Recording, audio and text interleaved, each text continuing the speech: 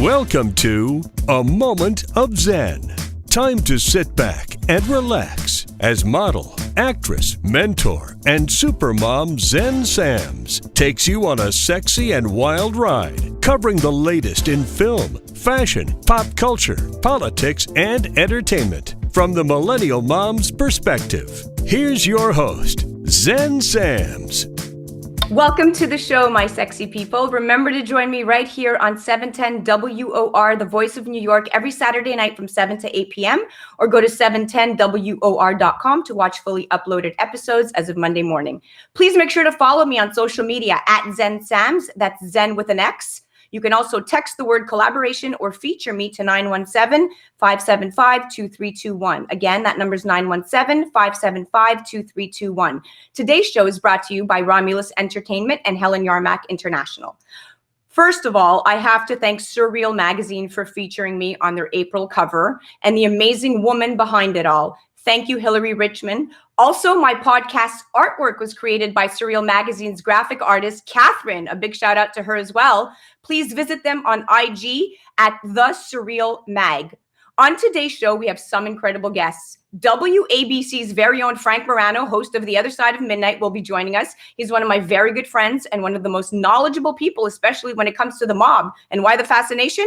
Well, we're going to pick his brain soon, and we're going to chat about summer in Atlantic City. We have such common love for this place, especially since the Ocean Casino Resort is an official sponsor of the show. We also have a new segment I'm introducing called The Politics of Hip Hop. We're going to be chopping it up with my girl and segment co-host, Jania Butler, aka FlyGirlLady J, who is a proud Republican, head of the Hip Hop Union, and mentored by Reverend Jesse Jackson Sr. Jania has been pushing for racial equality in the Republican Party, and it's been working. She was the general election candidate for Harlem, USA on the Republican Party and Reform Party lines. She has led the charge for the hip-hop community to get involved in politics, and she's going to be coming on with her friend GrandmasterCaz. We're going to be talking hip-hop, politics, and how it should all flow together. Amy Kennedy is also going to stop in, and she's going to give us the lowdown on the ongoing mental health disorder in America that has been gravely exacerbated by the pandemic and what she and husband Patrick Kennedy are doing about it. But up next, we have William DeMaio, creator and director and producer of the series Gravesend, currently available on Amazon Prime. They're shooting season 2 in Miami. We're going to talk about his career as an actor, a writer, and a producer since 1993, guys. But before I bring him on, let me chat about the Mafia in pop culture. Why, you ask? Well, simply because William's entire career has been centered around and playing the Mafia or writing about it. So why the obsession? Well, it's not just him. Here are some facts. So as the era of Prohibition was giving way to the Great Depression, the first wave of gangster movies mirrored the growing anger and frustration of so many Americans at basically the worsening economic conditions. And it was all declining. It kind of felt like now. From Al Capone and Vito Corleone to John Gotti and Tony Soprano, real life and fictional mafiosos have captured the public's imagination since the 1920s. Ruthless and violent, these men are nonetheless often seen to maintain their own personal brand of honor and decency. The Mafia has become the primary pop culture expression of the Italian-American identity, much to the dismay of many Italian Americans. But this is due largely to the influence of Francis Ford Coppola's 1972 Oscar-winning smash hit film, The Godfather, and its reinvention of the gangster movie genre. Though pop culture's fascination with the Mafia has undeniably fueled certain negative stereotypes about Italian Americans, acclaimed works like The Godfather, Goodfellas, and The Sopranos have also given many Italians a sense of shared identity and experience. Despite its controversial nature, the myth of the Mafia, as created and nurtured by The Godfather and its many pop culture descendants, continues to enthrall the masses of Italian and non-Italians alike. Stay tuned. We'll be right back with the man himself, William DeMaio. You are listening to A Moment of Xen. I am your host, Xen Sams on 710 WOR, the voice of New York. If you've missed out dining in New York City for the past year, it's time to visit the legendary Bice Cucina. Located in the heart of Midtown, Bice specializes in blending delicious Northern Italian and American cuisine with dishes such as the incredible taglione lobster, ravioli masala, ossobuco, and pappardelle al telefono, along with many other mouthwatering offerings. You deserve a great night out. Call Bice Cucina, 212-757-2600 or online at bicecucina.com. Welcome back. You're listening to A Moment of Xen. I'm your host, Xen Sams, on 710 WOR, the voice of New York.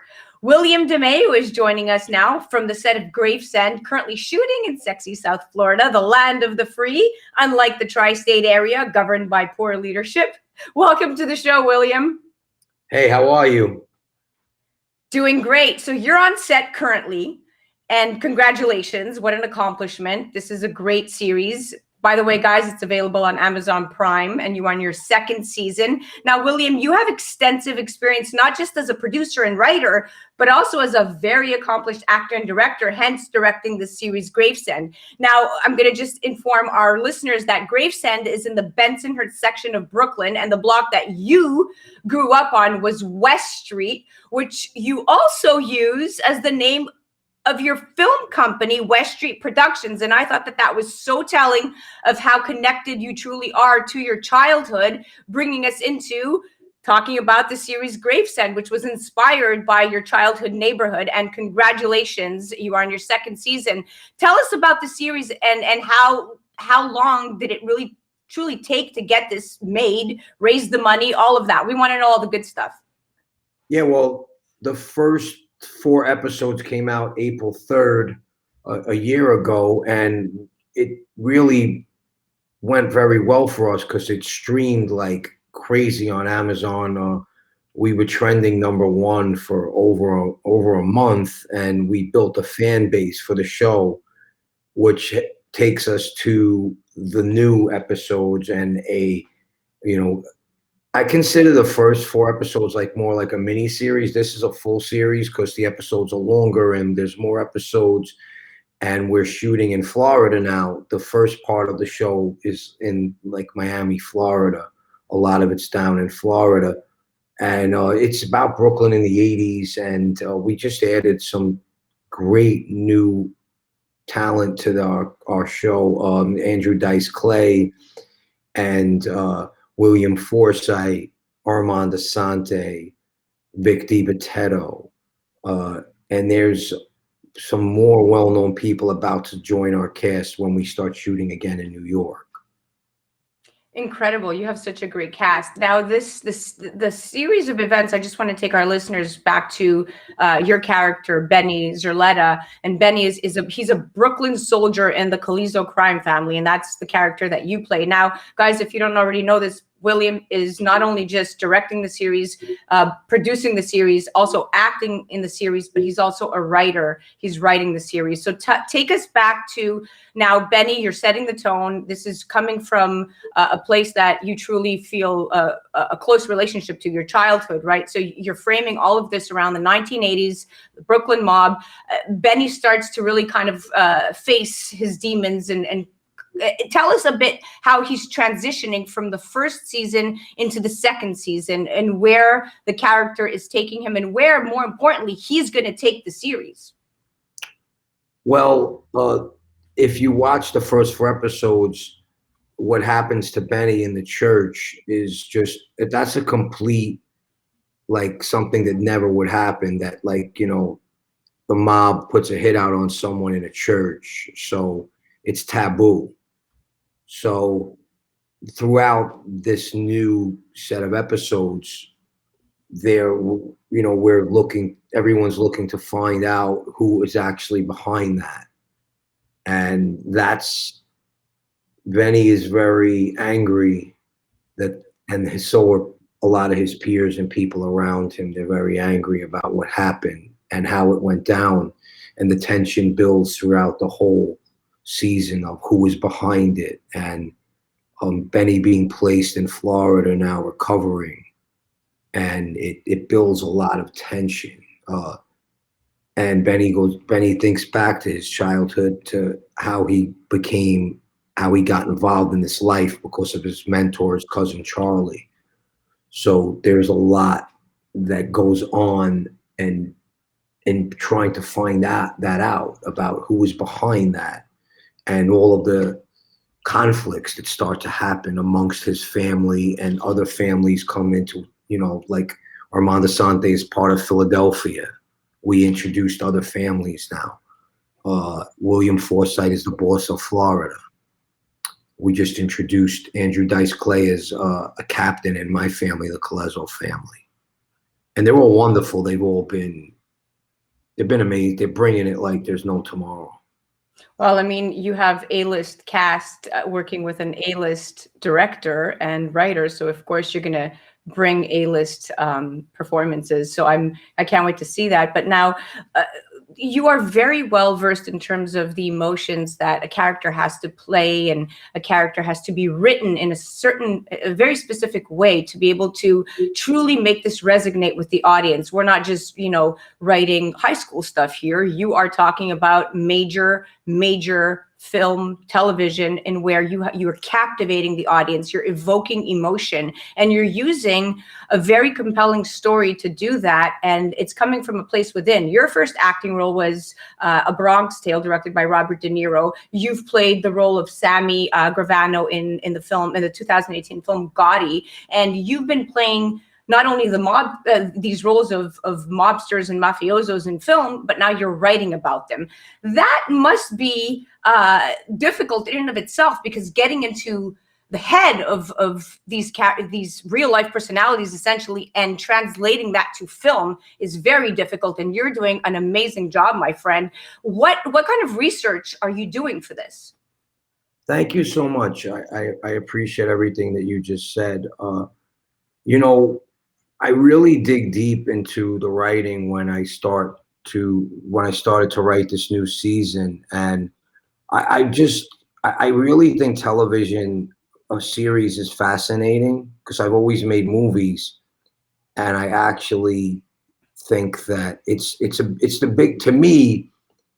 biggest challenge you could ever take on, because a movie, you just shoot it, you deal with personalities for maybe 2 months, and then they're gone, and then the story ends. And to me, that's, in my opinion, after testing both, that's a lot easier than a show that keeps going, that you have to deal with personalities and all different people for a longer time. You have to build a storyline where you have a vision that not only is for this season, but for the following season, because you have to know where things are going. Yes. So it's extremely challenging, but I literally love it. Well, you know what? I know you not only love it, but you're so passionate about it. And because we're running out of time, I just want to make sure that everybody knows that Gravesend, the series, is available on Amazon Prime. You can Google it. You can check William DeMaio out. That's the man himself right now that you are listening to right here on 710 WOR. Listen, William, I know how difficult even getting to this interview was, because you're currently filming your second season on set, and given your call time today almost didn't happen. So thank you to Michelle for making this happen. And there's just one thing I want to say. When you said that, my cast members and myself are A-list, well, I think you're A-list. And that's very nice to say. And at the end of the day, we're all A-list. That's how I feel. You are absolutely right. Thank you very much for being on the show. Guys, you're listening to A Moment of Xen. That was William DeMaio from the series Gravesend. We'll be right back after this with more. One of the world's most recognized fashion designers is Helen Yarmak. She turned a small clothing line to an international fashion brand and is one of the few independent luxury fashion houses in the industry. Her designs for men and women are timeless, and they outlast changing trends, yet they stay adaptable to your individual style. Helen's goal for her clients is to express their individual uniqueness and beauty. To learn more about her offerings, visit HelenYarmak.com, or to schedule an appointment, call 212-245-0777. Welcome back to A Moment of Xen on 710 WOR. I'm your host, Xen Sams. Joining us now, we have my very, very close friend, Amy Kennedy. Amy is not just your average politician, guys. She is a mom and lifelong partner to Patrick Kennedy, but she's so much more than that. Separate of being a bright light, she's an educator and one of the biggest mental health advocates out there. She's the education director of the Kennedy Forum, where she and her husband, Patrick, are one of the world's leading voices on mental health and addiction. Welcome to the show, Amy. I'm so excited that you're here. Hey, thanks for having me on, Xen. Good to see you. Good to see you too. So Amy, I'm going to dive right into it. The number one concern on my mind as a mom is my daughter's mental health. And yes, it's a true concern because she's going to be 6 soon. And I think that the pandemic has taken a toll on her. And my other concern is, will schools be addressing the ongoing mental health disorder that is transpiring right now? And I also have an 18-year-old stepdaughter whom I love dearly. She goes to University of Georgia. Her name is Carly. And my stepson, Jake, is right here in the city at Calhoun. So these children have obviously been kept home, and I've seen a huge shift. Can you tell me how your forum is going to help really kind of help with the transition and make sure that schools address this very issue? I know that you're working really hard. Yeah, I'm in the same boat as you. We have 5 kids, and I have a 5-year-old daughter as well, as you know, and we're seeing that real kind of troubling behaviors, things that aren't typical, but we know that this is kind of a once in a century cultural trauma that our kids have been through with this pandemic. While I feel like our kids have been really lucky in the small town where we live, they've been in person for quite a bit of this year. We know that so many of their classmates are dealing with someone sick in their home, a lot of anxiety around job losses in their family, and many other things that have compounded not just this virus, but the whole way that we're moving around in our society and the isolation on top of it. So what we really need to be focused on right now is knowing that the schools are going to be getting some money from the recovery plan. How can they put into place some protections for our students and also to reintegrate them back into the classroom in a way that's going to be sensitive to the trauma they've just been through? That's amazing. Now, you are, very active in Atlantic City, and I know that you're very, your main goal is to really see the allocation of these funds go to good use and really kind of help the schools be able to help the students and really implement all these changes. Do you feel that with everything going on in politics and with the administration, that this is one of the priorities? Because between you and I have seen a misallocation of funds across the board, not just in this specific area. How are we going to ensure that this actually takes place within a normal period of time so we can go back to living this normal life? Because I'm truly concerned that the mismanagement is just trickling down. What's your take on this?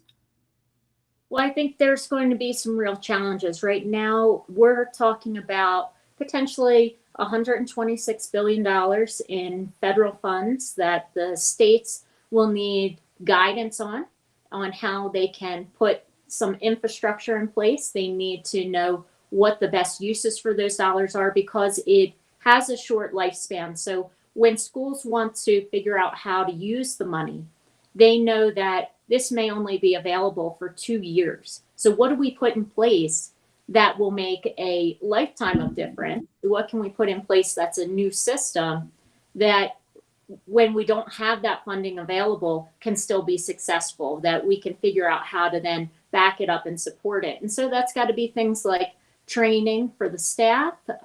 It needs to be looking at how we can bring in and train more professionals. There's a real shortage in our country and really in the world on mental health professionals, especially when it comes to adolescents. So being able to train more people in this field will be key, but it also means training people like the school bus driver and the cafeteria workers and the school nurses and anybody that comes in contact with our kids that may start to see some of the signs that someone's struggling. Absolutely. And listen, your forum works to basically unite government leaders and philanthropists and basically the private sector and kind of have them all converge and work together. And I know that you advocate in transforming the healthcare system essentially to finally treat illness of the brain on par with illness of the body, which I love. I love that statement that you and Patrick stand by. And knowing this, I truly from the bottom of my heart, Amy, when I send my daughter to school, the first thing I think about is her teachers are soft-spoken and kind and sweet, and there's no screaming and yelling going on. But then the question is, when she leaves school in that safe environment and she's going to her classes elsewhere, like you said, you have caregivers, you have people that are interacting with children in after-school programs across the board that are all part of, the school system essentially. And if you get somebody with a short fuse and they don't interact properly with that child, that leaves a scar in that child's life for a very long time. It happened not long ago with Alexa. Somebody was very short with her. Her feelings were hurt. This was an educator, not at her school, but somewhere else. And, it made me think, like, where is the training? So from your perspective right now, schools are one issue, but how do we get our community? How do we have a global awakening that this mental health disorder, this ongoing silent killer essentially, is going to turn our children into hostile individuals if we don't address it right now, and the caregivers that take care of them. So what else can people do other than the great work that you do? What can we do proactively as listeners to be able to stay on top of this? Is there a way that perhaps community-based organizations can help us? What's your take on this? I definitely think it's a community involved experience, because we know that not everybody is back in school right now. So these are going to be things like making sure their coaches get training. It's even the librarians in the public library system who see so many of not only our kids, but the adults in our community who may be struggling. And we're looking at how we can address the stigma that's related, because this is a big shift in our society to really recognize that this isn't a small percentage of people who are struggling. There are many people who in this past year have had difficulty with anxiety, with stress, with depression, and with substance use. So I think that we're starting to see that shift where people are willing to recognize it, but how do they access help in a way that's easy, that's accessible? And for a lot of people, that will be telehealth. So just like we're talking to each other, being able to access some supports in this way, I think opens a real opportunity for people who maybe have felt ashamed to seek out treatment before. So that's a chance there to do something different. And we can make sure that in our legislation that we're making things more open and accessible. So we're promoting that. We know that this is an issue for Democrats and Republicans alike, that we're all concerned about what the fallout will be once the virus is under control. We need to make sure those that are still struggling are getting help. So this will be key for all of us to get back to normal, as you said, and make sure that we can really enjoy society once it's opened up again. Exactly. And, Amy, thank you so much. Look, every day I read the statistics. We have about 123 Americans that die by suicide on a daily basis. And there's one death by suicide in the US every 12 minutes. So, we have the statistics I was reading yesterday. 1 in 6 US youth aged kids 6 to 17 experience a mental health disorder each year. That's 50% of all lifetime mental health illnesses. That's basically beginning by the age of 14. And, at this point, this is something that we should not be sleeping at the wheel on anymore. This is something that we have to really be proactive about. So thank you so much for all the work you and Patrick are doing. Guys, if you haven't checked her out, please check out Amy Kennedy. You know where to find her. You know who she is. Her forum is incredible. Thank you for being on the show, Amy, and thank you for your wonderful advice. You're listening to 710 WOR. I'm Xen Sams on the Moment of Xen. Thank you so much. If you've missed out dining in New York City for the past year, it's time to visit the legendary Bice Cucina. Located in the heart of Midtown, Bice specializes in blending delicious Northern Italian and American cuisine with dishes such as the incredible taglione lobster, ravioli masala, ossobuco, and pappardelle al telefono, along with many other mouthwatering offerings. You deserve a great night out. Call Bice Cucina, 212-757-2600, or online at bicecucina.com.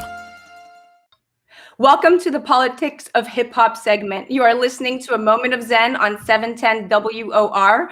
I am your host, Xen Sams. This segment is brought to you by ROMULUS Entertainment in collaboration with the Hip Hop Union and FlyGirlLady J. The pioneer of hip hop himself will be joining us as well in a few, GrandmasterCaz, and today is his birthday. So happy birthday, GrandmasterCaz. Here with me now is FlyGirlLady J, president of the Hip Hop Union. And before I have you just start talking, because I know you're going to take the mic and run with it, I just want to tell our audience who you are. Now, for the past 12 years, you joined the Civil Rights Crusade and worked alongside the very legendary Reverend Jesse Jackson Sr. and the Rainbow Push Coalition. And in the meantime, I want to talk about why this segment means so much to me and why it's so important to me based off of our friendship. The MoMent of Xen is not only one of those shows that I like to highlight and feature extraordinary men and women, but I also believe that as a platform, it's very important to allow voices to be heard. And the most important thing we can do right now to empower each other is have our voice be heard, not silenced and not censored. Now, the most important thing that I can tell my audience is that I am going to always strive to bring you guys honesty, truth, but not just my perspectives, the perspectives of other cultures, other generations, other communities. And FlyGirlLady J is going to help me do that with this hip hop segment. And I can't wait to introduce you to our show. Please tell the world all the wonderful things you have going on and why the Hip Hop Union is needed now more than ever. Wow. Thank you, Xen, in this moment of Xen that we're in. I love it. First let me thank you and say thank you for being ready to tackle these tough topics and being ready to do the things that we as women and we just as humans across the world need to do. So this moment, I think, when we're going to talk about the politics of hip hop, when we're talking about hip hop across the board, is so important right now because hip hop, which was born August 11th, 1973, has had all of these years to transcend through all of us. So we've all been touched by hip hop in one way or another, whether that's good or whether that's bad. So I created the Hip Hop Union in 2009 with the understanding that people in the hip hop community weren't talking, right? So there was no communication going on. There was no anything to build to the next level. Everybody's just kind of going off of energy. And me as a young hip hopper who I felt as though hip hop kind of saved my life, right? Hip hop, but when I was young, when I heard Public Enemy in the schools, it was something that connected me. I went to a predominantly white school in Cherry Hill, New Jersey, and I connected to hip hop. And so hip hop saved my life because it gave me the courage and the creativity to step out and find out who I was individually by myself. And so I saw hip hop going into a wall. And so as I went through college, loving hip hop and everything like that, and became a psychologist of my craft, I realized that where I was needed was in the hip hop community. And so, oh, I'm sorry. I want to make sure that we get it all in. Studying and researching that was what became the heart of my hearts. And then I stumbled onto that we need a hip hop union. And it was before its time. And now you hear people like Master P talking about we need a union. Yes, and it's very true. The union is needed. And not only are rappers and those with influence in hip hop speaking about injustices and getting the word out to vote, but they're taking political action as a step further by endorsing candidates even. And rappers' activity in the political process has opened up the eyes of so many people in urban communities in America who may not have even cared about, like, for instance, midterm elections. So I believe that you are the perfect medium because in the political world, you are a force, especially here in New York City. Your full name is Jania Butler. In the hip hop community, as president of the Hip Hop Union, you are FlyGirlLady J. And hip hop has always been political. I mean, as the essence of rap was always about highlighting injustices that were and are still happening in communities, which people have they feel neglected in essence, and that unites. However, educating rap fans on the importance of, politics is not the easiest thing. How are you going to go about this? I mean, is this something that the union has the ability to mobilize? Well, absolutely, because I've been next to Reverend Jesse Jackson for the last 12 years. So I've been a student more than anything. And I've been trying to figure out and connect with the right folks that can lead us in direction. Not so much that it's me and, it's everything about me, but how do we now take all of this creativity? And this is something that I've been able to ask Reverend Jackson. How do we take all this creativity? How do we take all of this power and put it in the right direction? How do we do that? And where do we start? And where do we begin? And so he's been able to lead us. And so now in the hip hop community, now we're looking at being able to offer health insurance, being able to offer investment plans, being able to offer everything that is needed, stipends for legendary artists, and even jobs for these artists to continue their craft and for them to continue to open up in those different realms. So we're really looking forward to going forward really strong. And now that people like Master P are kind of jumping out here and saying behind, got the rest in peace DMX, behind the death of DMX, and we see Black Rob and many other people in the hospital behind this COVID stuff, and people don't have health care. People don't have a next step plan. And the Hip Hop Union is there to give them that. Wow, those are all incredible things that the Hip Hop Union seems to be doing for the community. You guys can check them out at hiphopunion.org. That's FlyGirlLady J bringing it to you right here directly on the MoMent of Xen, 710 WOR. I'm your host, Xen Sams. We'll be right back with GrandmasterCaz. One of the world's most recognized fashion designers is Helen Yarmak. She turned a small clothing line to an international fashion brand and is one of the few independent luxury fashion houses in the industry. Her designs for men and women are timeless and they outlast changing trends, yet they stay adaptable to your individual style. Helen's goal for her clients is to express their individual uniqueness and beauty. To learn more about her offerings, visit HelenYarmak.com or to schedule an appointment, call 212-245-0777. Welcome to the Politics of Hip Hop segment. You're listening to A Moment of Xen on 710 WOR. I'm your host, Xen Sams. This segment is brought to you by ROMULUS Entertainment in collaboration with the Hip Hop Union and FlyGirlLady J. Joining me on the segment, we have Jania Butler back and GrandmasterCaz. He's been name dropped by Jay-Z, guested on Macklemore and Ryan Lewis's hit Downtown, and wrote a chunk of the Sugar Hill Gang's revolutionary smash Rapper's Delight. Welcome, sir. Good morning. How are you guys doing?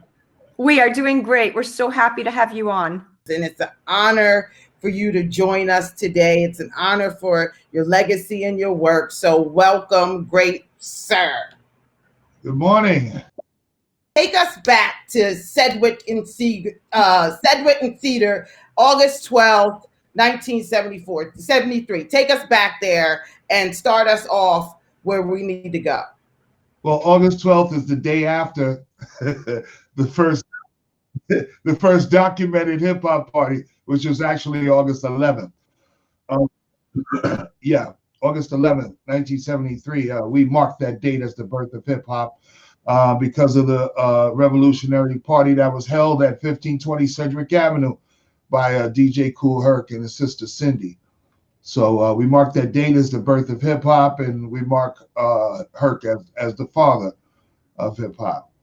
And so, GrandmasterCaz, you were so inspired that you went and bought out DJ equipment. Is that right? Yeah. I lived up the block from Kool Herc, and his legend, has started spreading around the area. So, the next generation of up and coming B-boys and who would eventually become the next generation of hip hop were inspired by Kool Herc and the fathers of hip hop, the guys who kind of laid it down first. So, I jumped aboard right away, and I've become a proponent of the culture ever since. Amazing. Now, you titled yourself Casanova Fly, and then you eventually teamed up with Disco Wiz. What happens after that? Well, Disco Wiz and I, we started out together. We were best friends in high school. and we kind of initiated this thing together. Disco Wiz had to go away. He got locked up actually a few years in, and then I had to just keep the ball rolling. So I recruited friends and associates, guys from the neighborhood, just guys that I hung out with to be a part of my crew. And that included people like Whipper Whip, Donna Rock, may he rest in peace, and others. Eventually, until, you know, the crew downsized to just me and JDL. And that was around the time when we joined the Cold Crush Brothers, right after the Big Bang Hank era. Yeah, that's when you took your DJ skills to a whole new level and incorporated rhyme skills. Yeah. Well, prior to joining the Cold Crush Brothers, every DJ had to have a microphone. The microphone was basically a tool, an extension of what you would of the music, to make announcements, to embellish you know, what the DJ was doing, to have back and forth, you know, crowd participation with the audience. So that's basically what the mic was for. Eventually, those interactions evolved into rhyme, verse, and then rap as we know it today. That's amazing. I have one question. I know that my audience is definitely going to want this clarified. There's been a lot of controversy, and look, you're part of one of the biggest early controversies of the old school when Big Bang Hank swiped one of your verses to use on Rapper's Delight. Uh-huh. Can you explain to everybody once and for all, set the record straight for the younger generation, the Gen Zers that typically won't go back and read up on this stuff, how that truly went down and how you basically, that was the beginning of essentially a whole new chapter for you because you then shifted your attitude with things? Yeah, well, pretty much Hank, Big Bang Hank, who was a member of the Sugar Hill Gang, may he rest in peace, was a friend and manager of my group around the 77, 78. And that's when we had made the transition from my former group, the Force 5, and downsized to just me and JDL. Those times were the Big Bang Hank era. Hank took out a loan from his parents to reinforce our sound system. And in order to pay back the loan, he had to get a job to pay for it. He got a job in a pizza shop in New Jersey, and that's where Sylvia Robinson and her sons were auditioning, you know, people to become part of this rap group she was trying to put together. And then Hank, instead of him saying that, well, I don't rap, but I manage Casanova Fly, Hank just took the opportunity himself and just used my rhymes for his audition, and they loved it, and they made him part of the Sugar Hill Gang. So Hank never looked back. He just joined the Sugar Hill Gang. He used my rhymes for their first song, and that happened to be Rapper's Delight. And that was the end of your friendship? Well, I mean, basically, I didn't end the friendship. I mean, he just, you know, took my stuff and ran off with it. So, you know, I just continued doing what I had to do, you know, in hip hop. I was on we were still battling for the streets at the time. We you know, we weren't even thinking about making records yet. But once that happened, it kind of changed the dynamic totally. And then everything was geared towards, you know, having to make a record, have a successful record.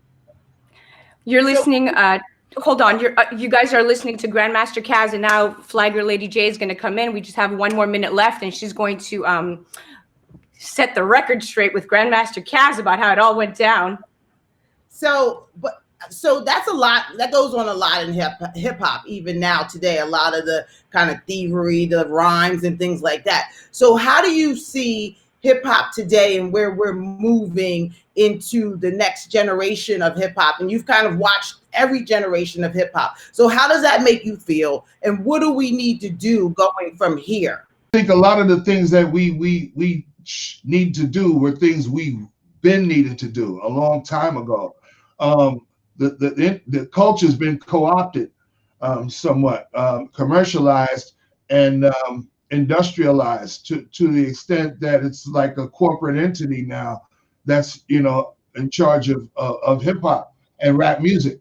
Not so much the culture, but commercially, the business of hip hop is controlled by, you know, other mediums. And we never organized. Culture of hip hop never organized from its onset, from the pioneers all the way up till we started being recorded. So I think moving forward, it's time for some organization to get like a union behind these artists so that they have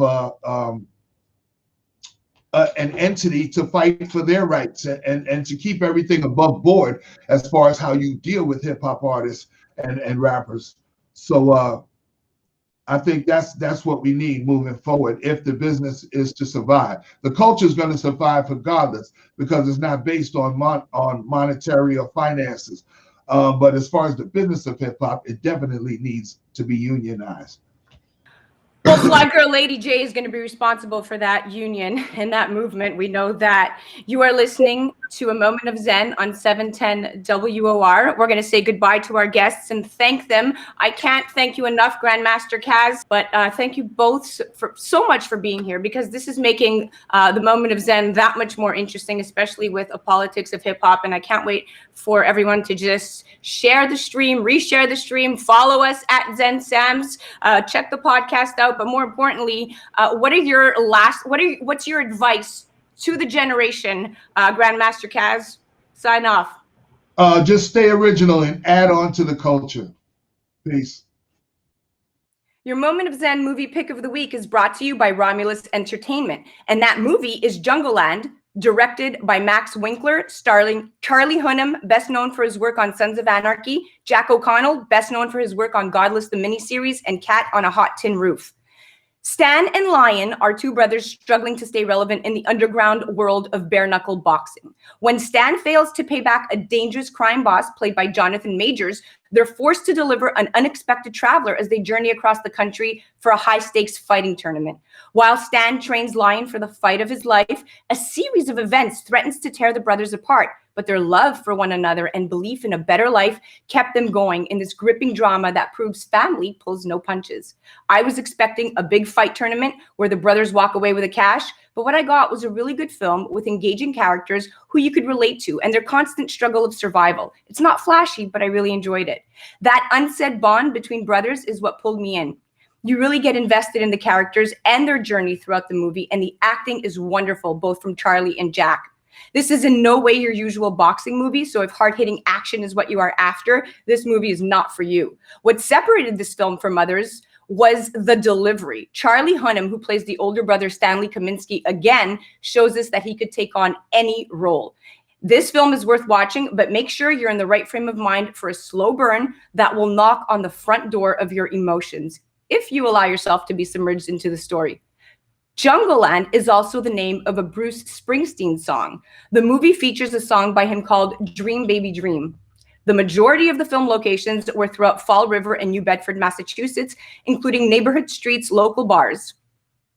That was your Moment of Xen's movie pick of the week. If you've missed out dining in New York City for the past year, it's time to visit the legendary Bice Cucina. Located in the heart of Midtown, Bice specializes in blending delicious Northern Italian and American cuisine with dishes such as the incredible taglione lobster, ravioli masala, ossobuco, and pappardelle al telefono, along with many other mouthwatering offerings. You deserve a great night out. Call Bice Cucina, 212-757-2600 or online at bicecucina.com. Welcome back. I'm your host, Xen Sams. You're listening to A Moment of Xen on 710 WOR, the voice of New York. My next guest is WABC's very own Frank Morano. He anchors down the other side of midnight from 1 to 5 a.m. and definitely keeps me entertained. I am awake at that time. Why, you ask? Well, because I'm a mother to a 5-year-old, and when she sleeps, that's when I get up and work. Frank is also one of the creators of this very show, The Moment of Xen. He always supported and advocated for A Moment of Xen. And well, there you have it. Welcome to the show, Frank. Xen, first of all, congratulations on the new show. I enjoyed listening last Saturday. I had all my friends over, not all my friends, but some of my friends over from New Jersey, and I forced them all to sit there and listen to every single minute of the inaugural broadcast. And as much as they tried to resist, all of them enjoyed it. You're on a terrific, legendary heritage radio station in WOR. Big fan of this radio station, and obviously I'm a big fan of yours, and I couldn't be happier. Congratulations.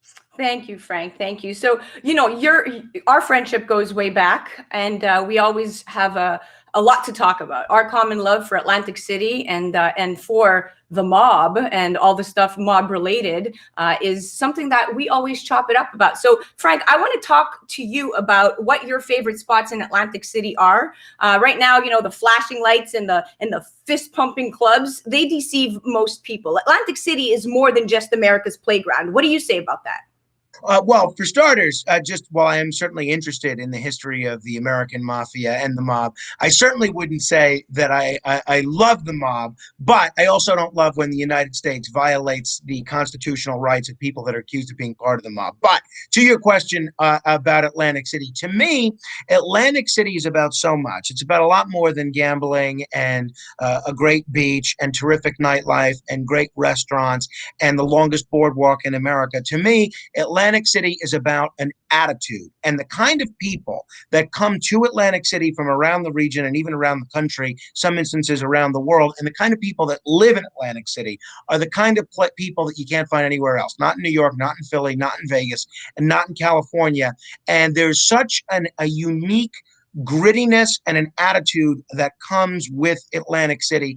I just can't get enough of it. From my perspective, there's not a place in the world where you can find this combination of amenities. As I mentioned, beach, nightlife, gaming, and so forth. But to me, the rich history of Atlantic City, going back to when Jonathan Pitney started it as a health resort in the 19th century, to the Boardwalk Empire era, all the way to the present day, to me, there's not another community like it. And I know it's had its fair share of problems. And I know these days it's still got its fair share of challenges.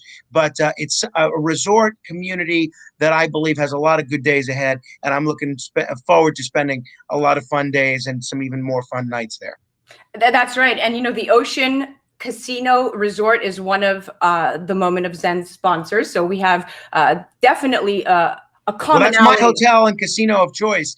You know that, Xen, not only do they have some terrific restaurants, places like Harper's, which is the best in Atlantic City for brunch, places like American Cut, a 5-star steakhouse, but it's one of the few casinos left in Atlantic City that still pays you proper odds when you play craps. They still give you 5 times craps odds. And then you talk about one of the best performance venues in the country, Ovation Hall. I don't know that there are many places in the country that can compete with that. You're right. You're right. So that's one of the best things about the Ocean. Now, the other thing that I came across, Frank, that was pretty interesting. When I was there, I walked into Fraulinger's. Have you been there? I have, yes. If you're a fan of saltwater taffy or sweets of any kind, it's definitely a place worth checking out. So my daughter walked in there, and I had no idea, but this chewy confection was created in Atlantic City in the 1880s, and it's still a boardwalk tradition. Fraulinger's is the largest and most famous producer of this candy. When I was looking at the statistics, the company produces 600 pieces of taffy a minute, or 11,000 pounds a day. So that was pretty interesting. The other thing I wanted to pick your brain on is Lucy the elephant. Did you know that she's older than the Eiffel Tower and the Statue of Liberty? First of all, no. But it's not surprising when you're talking about the MoMent of Xen podcast and or radio show. I always learn something new, as I did in your terrific interview with Nelson Mandela's grandson last week. So I did not know that, but you can bet that's a piece of trivia I'm going to be inserting in every Lucy the Elephant conversation to look like I'm smarter than I am. And I'm glad Alexa, who has to share the name with a very popular smart speaker these days, I'm glad she's occasionally rewarded with a piece of candy from time to time. So I'm glad you can spoil her. Yes, with some of the best saltwater taffy in America. Yeah, with Lucy the elephant, she's 6-story highs, and there's a spiral staircase that allows visitors to climb all the way up and see a 360-degree view of the area. And that elephant, Lucy the elephant, was built in 1881. So making her both older than the Eiffel Tower and the Statue of Liberty. So there you go. You have that trivia. Then you have diving horses that used to be a thing in Atlantic City. Did you know about that in the 1890s? Yeah, there was actually some talk of trying to bring it back a few years ago, but a lot of, not surprisingly, a lot of animal rights folks didn't think the idea of a horse diving off a pier as a tourist attraction would be a wise thing. That's probably one aspect of Atlantic City's past that's better left to the past. Yes, that's right. Now let's shift it a little bit to some mob trivia. I know that you, like you said at the beginning, everything about the mob you like to read about. You're very well versed on this. And I thought to myself, let me see if I can give you some trivia questions and if you can properly answer them. All right, so here we go. Sam Battaglia was a member of the Chicago mob. What was his nickname? Oh, Sam, I'm going to go ahead and, I don't know, actually. Teats. I'm going to say Sammy the Horse. No, Sam Teats Battaglia. He signed on with Johnny Torrio and Al Capone when a gang war broke out with the Irish North Side gang, and Capone and Torrio were bosses at the time. Battaglia became a high-ranking member of the mob like in the 1930s and was also a loan shark. Now, here's how he got his name. So the name Teats comes from one of those times a debtor was being beaten, and another mob guy who witnessed this like savage thrashing had the nerves to question Battaglia how he was handling the guy, and Battaglia came very angry and yelled at him, and he said, "Shut up or I'll bust you in the teats." I had no idea. I miss the days of Liquid Lunch when you would give me the answers to these trivia questions beforehand and help me look a lot smarter. All right, who was the mob boss that was known as Mad Hatter? I know you know this one. The Mad Hatter, you got me again, Zen. I don't know. Albert Anastasia. Oh, Albert Anastasia. Okay, Murder Inc. There you go. It's buried. I don't want to look for it now. But yes, that is one that I should have known. Yeah. All right. Well, you know what? There we go. I managed to give Frank 2 trivia questions that he did not get. So now I'm feeling really proud of myself because you are the trivia man. You could go on Jeopardy and win. I'm not so sure about that, but I used to think until this show that I could go on Moment of Xen and win, but even that one I've fallen short with. You have. Well, we've run out of time, but thank you for coming on the show, Frank. It was an absolute pleasure having you. I'm your host, Xen Sams. You're listening to A Moment of Xen on 710 WR. We'll be right back after this. Well, that's a wrap, my friends. Thank you for being loyal listeners. Many of you have already texted me for collaborations, and I love it. Please keep those texts coming. Text "feature me" or "collaboration" to 917-575-2321.